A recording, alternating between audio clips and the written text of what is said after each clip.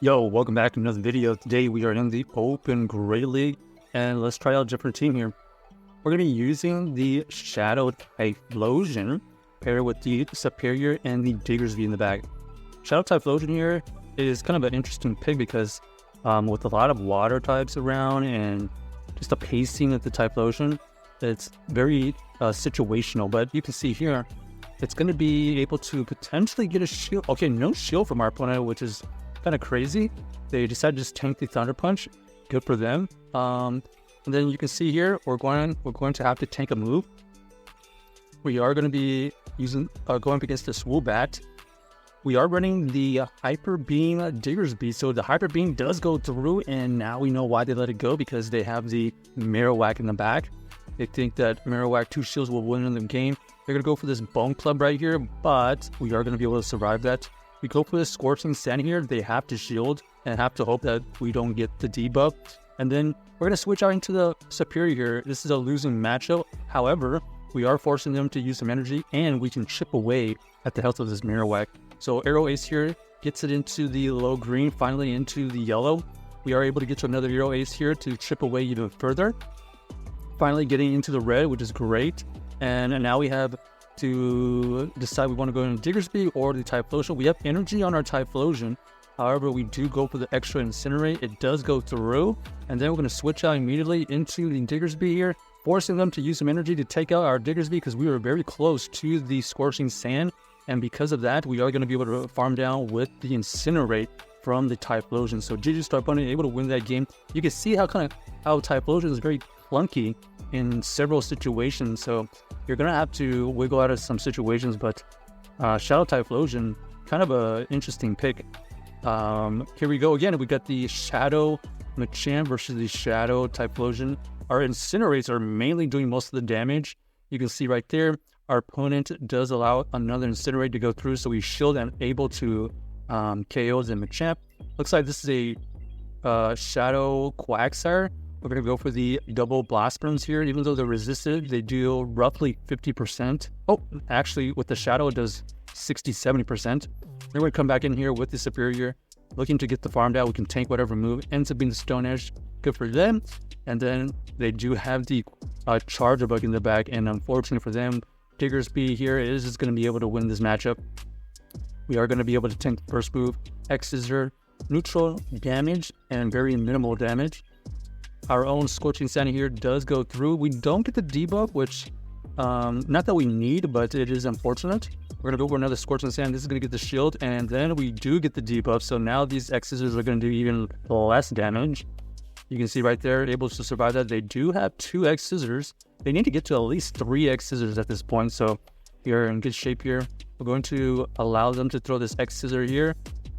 We should be able to survive it, and we are going to be able to get to this Scorching Sand to take him out. So GG Star Bunny able to win that game with the Diggersby. Thick Diggersby is still in play. So the Typhlosion is very specialized in that it can actually deal well against the Mandibuzz and the Clogsire. So we are keeping it in for now, and here we have a better matchup to use, so we're going to switch out into the Diggersby versus this Clogsire. If it was in the lead, it would have been okay, but since they switched into their Clogsire, we're going to use our Diggersby here for a way better matchup. Scorching Sand here does go through. They are able to survive it easily. We are going to be able to tank the next move here. Earthquake does get revealed. That's fine. We're going to build up a ton of energy, throwing their Scorching Sand before they get to another move. This is going to get the shield, or it's going to get the KO. We do maintain alignment, and now we're going to see the Jump Up in the back. Jump Up here is going to be looking to farm us down, I believe, but we're going to go for this Hyper Beam. It does go through, does roughly 50-60%. Trying to get to another move. We do get to this Scorching Sand. This is going to get a potential shield, and it does grab a shield. No debuff. However, we're going to be able to come back in here with the Typhlosion. We can tank any move there, and then you can see right there the extra Incinerate does go through. We're going to shield here because we think energy on the Typhlosion is going to be valuable, and it looks like it was okay. They have the Feraligatr in the back, potential Ice Beam right there, so we do decide to shield, and now we're just going to apply the pressure. All we have to do is go for these Arrow Aces. One Arrow Ace here does get shielded. We're going to be able to get to another one very soon, And since this is going to go through, it does get him into the low red, and we are able to farm down with the Serperior. So GG's to our opponent, able to win that game. Luckily, we did not see the Feraligatr onto our Typhlosion. Otherwise, that would have been disastrous. But if they had switched into the Feraligatr, we would have been able to go into our Serperior. So I think it was just good alignment. All right, here we go. We got the Typhlosion versus the Skeledirge. This is the matchup where we kind of have the advantage because we are going to be able to get to these Thunder Punches quicker than they can get to their moves. We know that this potentially could be Shadow Ball, but either way, we're going to shield here. We're playing out the ones. They go for the Disarming Voice bait. That's fine. And then here, we're just going to make sure we try to catch a move. Potential Shadow Ball.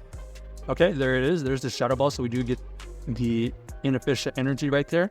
And then they switch into their Ferrothorn. Ferrothorn here is going to have to get to at least 2 Power Whips because we can survive 1. But the bigger thing is we are going to potentially farm down with the Typhlosion. So that's the plan right here. They're going to be able to take us out. We're going to let this go. That's fine. Going to come back in here with the Typhlosion.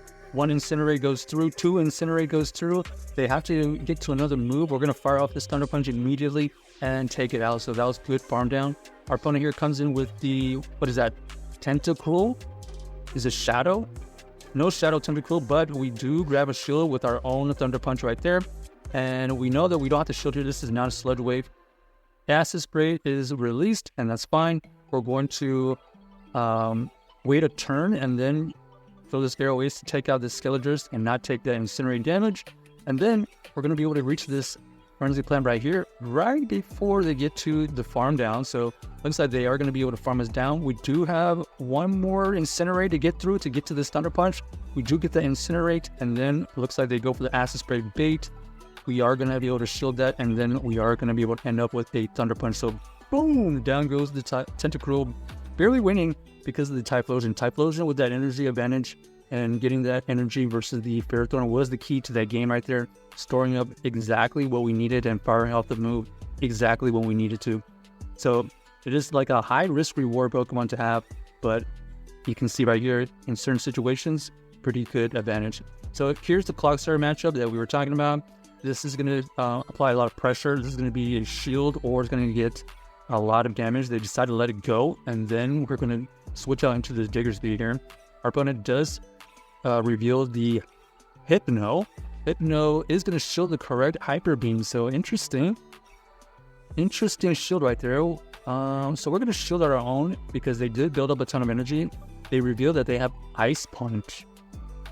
Ice Punch here is going to get let go, and then we're going to throw the next Hyper Beam here on good timing.